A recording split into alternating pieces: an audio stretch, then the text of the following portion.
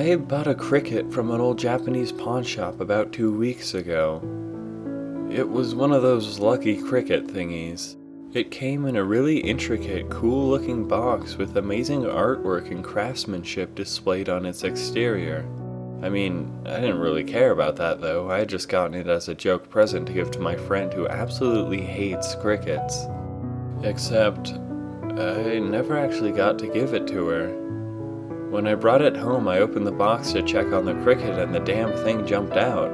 I tried to catch it, but it disappeared somewhere amongst the mounds of junk in my apartment.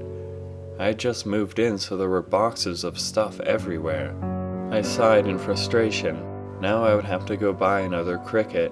I was pretty sure pet stores sold crickets for food and such, so I wasn't worried. It was just an inconvenience. The next day, I bought another cricket from a store, put it in the box, and gave it to my friend. She absolutely hated it, as I expected, but we shared some laughs and everything seemed like it had worked out. That is, until a week ago. I had nearly forgotten about the cricket that had been let loose in my apartment, but then things started to happen. Small signs had presented themselves before.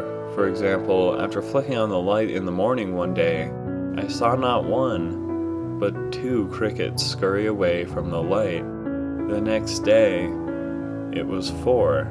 But I guess I only really first noticed that something was wrong when I found the mouse. It was dead, lying in the center of the room. I stooped down to pick it up and dispose of it when it suddenly twitched. Slightly startled, I leaned in close and gave it a slight poke to see if it was still alive. Its eyelids flicked open. And then the most disturbing thing I had ever seen happened.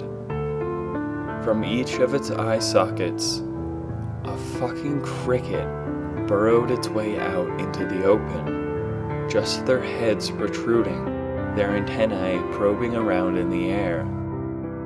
Then the mouse stood up and began a demented walk towards the junk in my apartment, meaning to hide itself. I tried to grab the mouse to keep it from hiding, but as soon as my fingers closed around it, I recoiled in shock. I had felt, and even then as I looked, I could see the mouse's skin protruding out in lumps, seemingly bubbling and morphing due to the crickets moving around inside of it.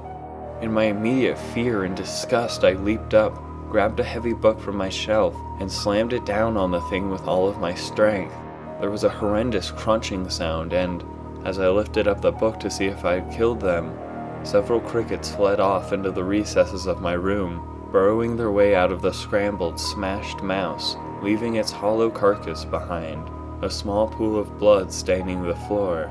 I went into the bathroom to get some paper towels to clean up the mess, but when I walked back into the living room, my blood froze.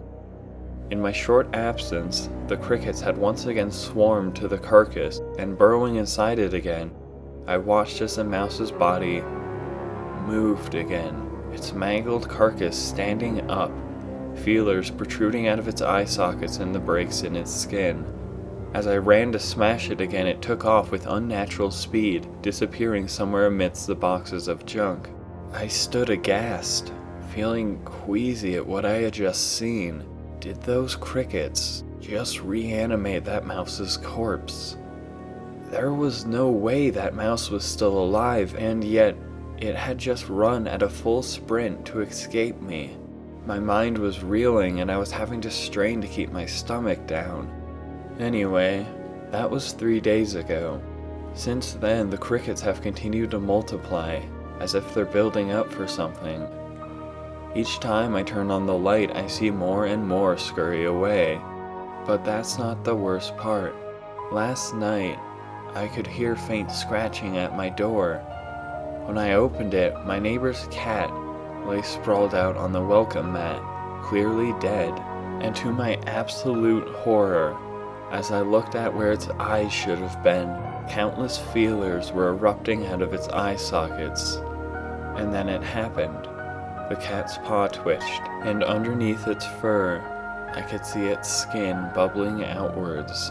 As I staggered backwards with nausea, the horrendous thing dragged itself into my room and proceeded to scoot across my floor. pulling itself forwards. "No!" I found myself yelling out loud. I went to grab a cat to throw it outside. As my hand closed around it, however, like a beanbag with a tear, the cat's chest collapsed in on itself and countless crickets were squeezed out of its eye sockets, scattering onto the floor. As I yanked my hand back in terror, they immediately started swarming to get back inside of it. I waited until they were all back in and the carcass started moving again before I quickly grabbed the cat's tail and threw it outside, slamming the door behind it. I had to do everything I could to keep from vomiting. That's still not the worst part though. I woke up today, feeling more nauseous than usual, a sort of tightness in my chest. My insides seemed to be fluttering, and when I felt a tickle in my throat, I gave a huge cough. They went everywhere. The crickets. The more I coughed, the more there were, splattering out onto my lap before quickly scurrying back up to my face and trying to get in my mouth.